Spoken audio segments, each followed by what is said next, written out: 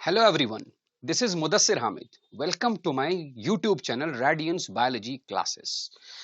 हमने पिछले वीडियो में बात की थी होस्ट सेल के अंदर डिजायर्ड जीन को कैसे इंट्रोड्यूस किया जा सकता है with the help of a suitable vector. उसमें हमने फोकस किया था प्लाज्मिड के ऊपर और प्लाज्मिड वेक्टर के ऊपर और होस्ट सेल को हमने माना था बैक्टीरियल सेल। उसके बाद हमने देखा कि जब डिजायर्ड जीन होस्ट सेल के अंदर गया, होस्ट सेल ट्रांसफॉर्म हो गया। ट्रांसफॉर्म्ड सेल्स को हमने कहा था ट्रांसफॉर्मेंट्स। ट्रांसफॉर्मेंट को नॉन ट्रांसफॉर्मेंट से कैसे सेलेक्ट करते हैं, अलग करते हैं।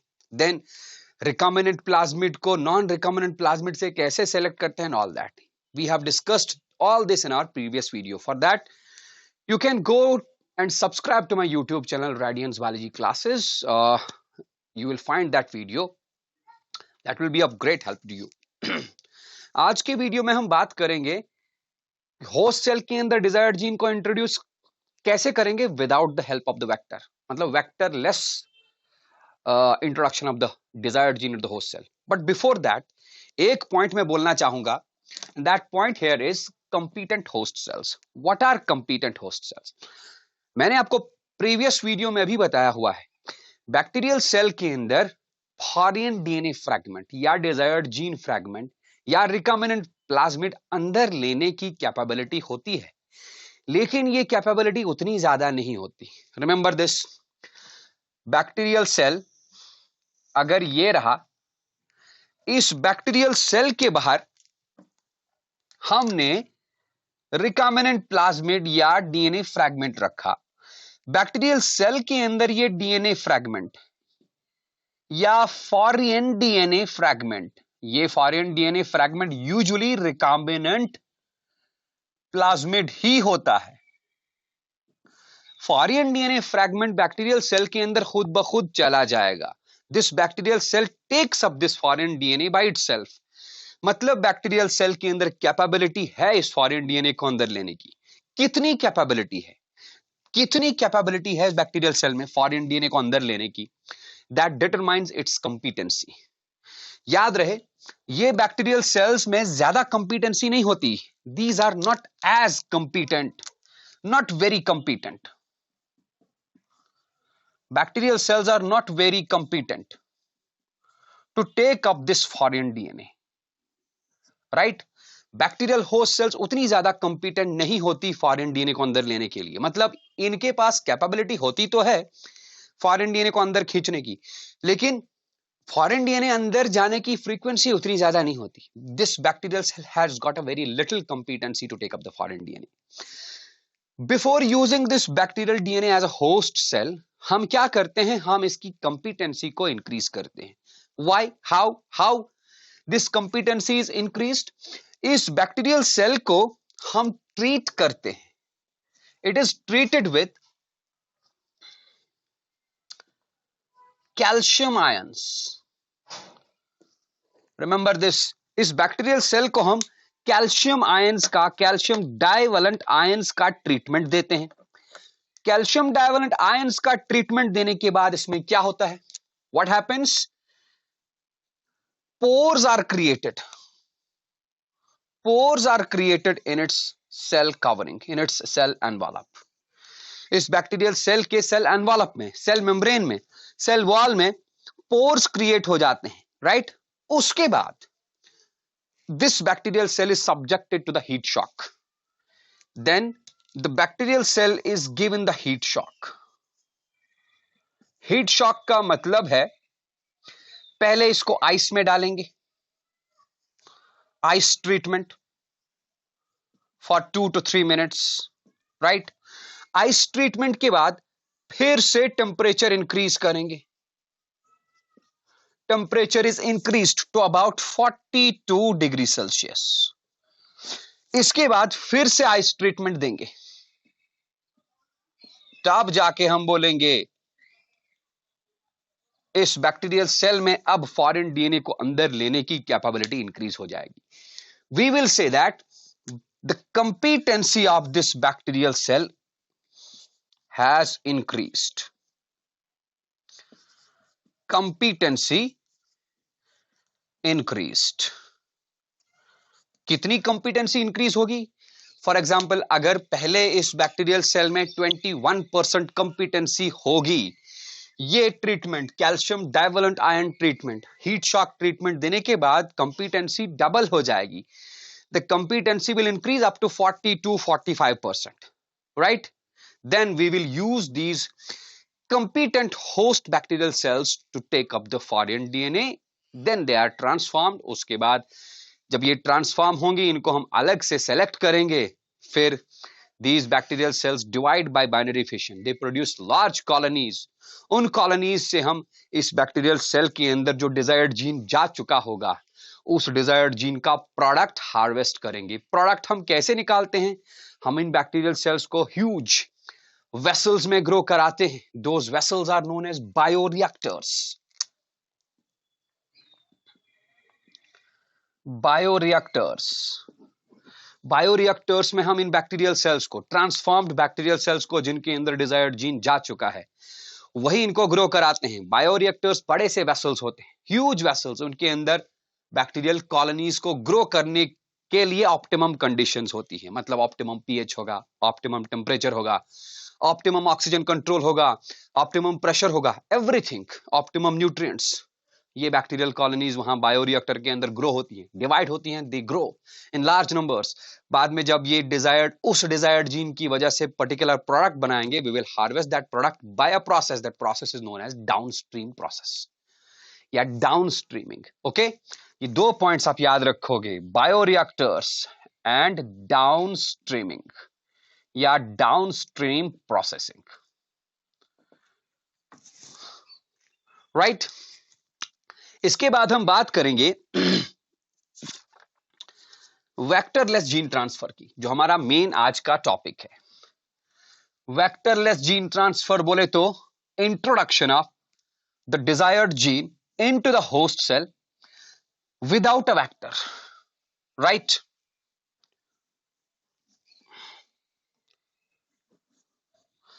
Introduction of the desired gene into the host cell without a vector. Without a vector या vectorless gene transfer भी बोल सकते हैं. Vectorless gene transfer. Is it okay? Vectorless gene transfer हम बहुत सारे मेथड से कर सकते हैं. I will mention here some of the methods. The first one here is electroporation. Electroporation, हाँ जी. इलेक्ट्रोपोरेशन में किया क्या जाएगा?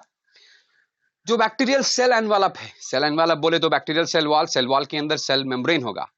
इस बैक्टीरियल सेल को हल्का सा इलेक्ट्रिक इंपल्स, हल्का सा इलेक्ट्रिक शॉक दिया जाएगा. राइट?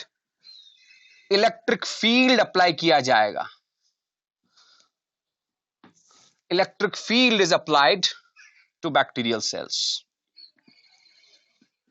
या to host bacterial sales.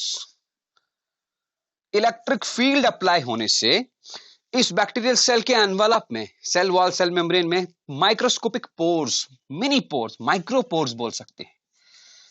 Micropores will be created in the membrane, in the cell envelope. Micropores in the cell envelope. Right? लेकिन याद रखें, these pores are reversible pores. मतलब brief electric impulse दे दिया, brief electric field दे दिया, कुछ time के लिए, brief period के लिए ये पोर्स ओपन रहते हैं.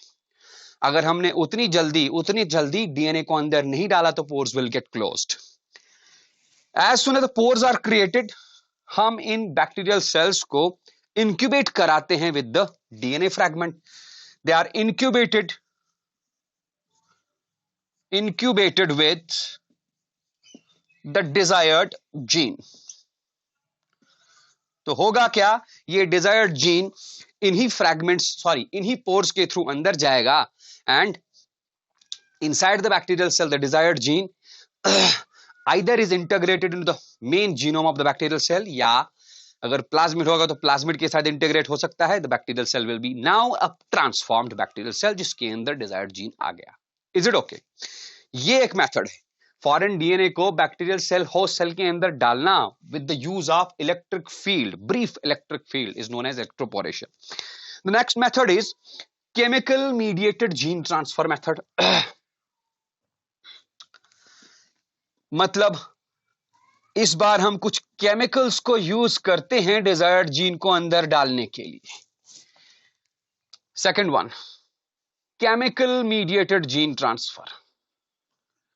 Chemical mediated gene transfer method. What is done in this method? कुछ केमिकल्स यूज किए जाते हैं. वो केमिकल्स अप्लाई किए जाते हैं बैक्टीरियल सेल्स पे. वो केमिकल्स अप्लाई किए जाते हैं होस्ट सेल्स पे. कौन से chemicals? You right, chemicals like PEG.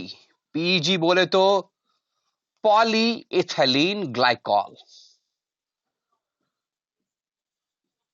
chemicals like polyethylene glycol, then calcium phosphate and dextran sulfate. Calcium phosphate, then dextran sulfate. ये कुछ chemicals हैं. These chemicals are applied. They are applied to the bacterial cells. They are applied to the cell coverings. ये chemicals क्या काम करेंगे? They make the cell coverings permeable.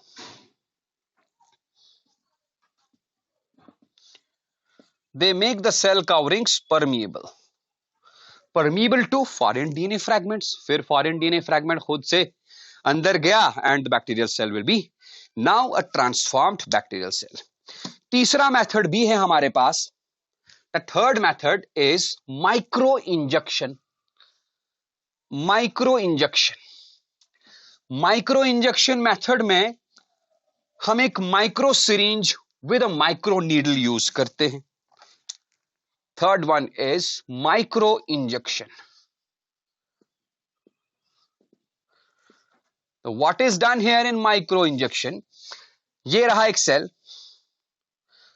Remember, micro injection सिर्फ उन sales के ऊपर अप्लाई किया जाएगा. माइक्रो इंजेक्शन मेथड से उन सेल्स के अंदर डिजायर्ड जीन और डीएनए फ्रैगमेंट इंट्रोड्यूस किया जाता है जिन सेल्स में न्यूक्लियस थोड़ा सा सेंटर में नहीं बल्कि साइड में हो. एंड दो cells, one of the important cells having this feature, जिनमें न्यूक्लियस सेंटर में नहीं बल्कि साइड में होता है.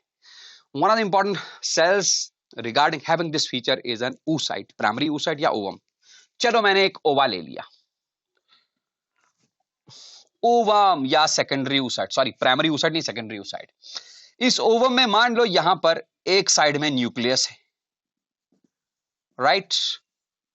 तो क्या क्या जाएगा? एक लंबा सा सिलेंड्रिकल पाइप, माइक्रो पाइप, लंबा सा सिलेंड्रिकल माइक्रो पाइप लिया जाता है. हालांकि मैंने यहां पर काफी बड़ा बनाया, I have to explain this, but it is a micro pipe. दिखाई नहीं देता ये. इसी माइक्रो पाइप के थ्रू एक माइक्रो नीडल जो कि अटैच होती है माइक्रो सिरिंज से, माइक्रो नीडल डाली जाती है. अब सवाल यह है कि माइक्रो पाइप की जरूरत क्या पड़ी? जरूरत है क्योंकि ये माइक्रो पाइप इस माइक्रो नीडल को हिलने नहीं देती, राइट? क्योंकि जब हम माइक्रो नीडल इंसर्ट करेंगे हमारे हाथ थोड़े से कांपते हैं. देयरफॉर ये माइक्रो पाइप इस नीडल को, माइक्रो नीडल को हिलने डुलने नहीं देगा. What will be the result? The result will be ये माइक्रो नीडल जो कि पीछे से एक माइक्रो सिरिंज के साथ अटैच है. इस माइक्रो सिरिंज के अंदर, हाँ जी, माइक्रो सिरिंज के अंदर हमने रखा था क्या? Desired DNA fragment. जब हमने पिस्टन को पीछे से पुश किया, this desired DNA fragment goes through here, right? And micro syringe nucleus तक बराबर जाएगा and the desired DNA fragment is directly introduced into the nucleus of the host cell. The host cell is usually a secondary oocyte or an ovum. वो वाली cells जिनमें nucleus centre में नहीं बल्कि एक साइड में होगा. Is it okay? One of the other methods is gene gun method or biolistic method. Gene gun method और बायोलिस्टिक मेथड या पार्टिकल बम्बार्डमेंट मेथड भी बोलते हैं. Gene gun method, it is also known as biolistic method और particle bombardment method. Right, यहां पर एक cell, जिस सेल के अंदर हमने होस्ट सेल है, जिस होस्ट सेल के अंदर हमने डीएनए, फॉरेन डीएनए फ्रैगमेंट को इंट्रोड्यूस कराना है. इस होस्ट सेल को सक्शन से रखा जाएगा. हाँ, सक्शन से रखा जाएगा. सक्शन मतलब अभी मैंने माइक्रो इंजेक्शन बोला. माइक्रो इंजेक्शन में हम oocyte लिए. oocyte को हम स्लाइड पे थोड़ी रखेंगे, नहीं, oocyte को हवा में रखना है. सक्शन से, ऑयल सक्शन यूज किया जाता है. सिमिलरली हेयर ऑल्सो, इस होस्ट सेल को भी हम सक्शन पंप से पकड़े रखेंगे. राइट, और दूसरी तरफ से आइदर टंगस्टन पार्टिकल, रिमेंबर ये पार्टिकल्स माइक्रो पार्टिकल्स होते हैं, इनको माइक्रो पैलेट्स बोलते हैं. माइक्रो पैलेट्स, या तो ये माइक्रो पैलेट्स टंगस्टन की बनी होती हैं या तो गोल्ड की बनी होती है. वाई? क्योंकि ये लोग लीस्ट रिएक्टिव है. इन्हीं माइक्रो पार्टिकल्स के ऊपर कोटिंग होती है. किसकी कोटिंग? डीएनए फ्रैगमेंट की कोटिंग होती है. मतलब जिस डीएनए फ्रैगमेंट को सेल के अंदर भेजना है, उस डीएनए फ्रैगमेंट को कोट किया जाता है on the micro particles. This is DNA coating. फिर इन माइक्रो पार्टिकल्स को बहुत तेज स्पीड से बॉम्बार्ड किया जाता है होस्ट सेल के ऊपर. लेकिन इनकी स्पीड, इनकी वेलोसिटी उतनी ज्यादा भी नहीं होनी चाहिए कि ये इस सेल को चीर के यहां से बाहर निकल जाए.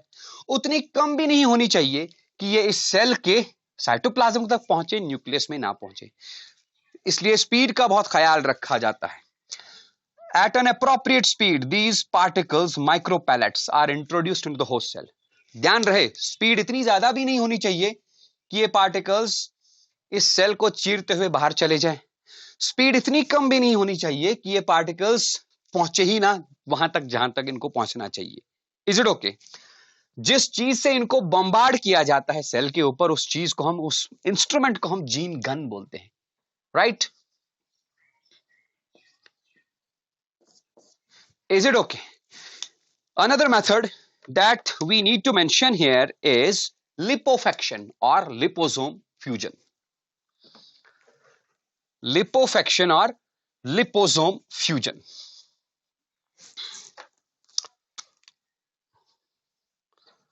Liposome fusion. तो पहले तो हम बोलेंगे कि what are these liposomes? Liposome है क्या? Liposomes are artificially created lipid vesicles. Artificially created lipid vesicles. Right? They are artificially created lipid vesicles. इनको ज्यादातर यूज किया जाता है मैमेलियन सेल्स के अंदर ड्रग डिलीवरी करने के लिए. राइट? मैमेलियन सेल्स के अंदर प्रोटीन डिलीवरी करने के लिए इनको यूज किया जाता है. लेकिन इनको हम यूज कर सकते हैं to deliver the DNA fragment into the host cells as well. मान लो ये एक आर्टिफिशियली सिंथेसाइज्ड लिपिड मॉलिक्यूल है, लिपिड वेसिकल है. इस लिपिड वेसिकल का जो मेम्ब्रेन होता है, the membrane is composed of lipids या फॉस्फोलिपिड्स मान लो, because phospholipids are also lipids. ऐसे करके, और नॉट ओनली फास्फोलिपिड्स, इसके मेम्ब्रेन पे कोलेस्ट्रॉल, स्टेरॉइड मॉलिक्यूल्स भी हो सकते हैं। अंदर ये खाली है, लेकिन इनको बनाते वक्त ध्यान में रखा जाता है क्या? इनको बनाते वक्त ये ध्यान रखा जाता है कि इनके अंदर डीएनए फ्रैगमेंट्स हो। कौन से DNA fragments? Desired DNA fragments और डीएनए जीन फ्रैगमेंट्स, राइट। अब क्या किया जाता है इस लिपोसोम को? This is a liposome, liposome containing DNA fragment, desired DNA fragment।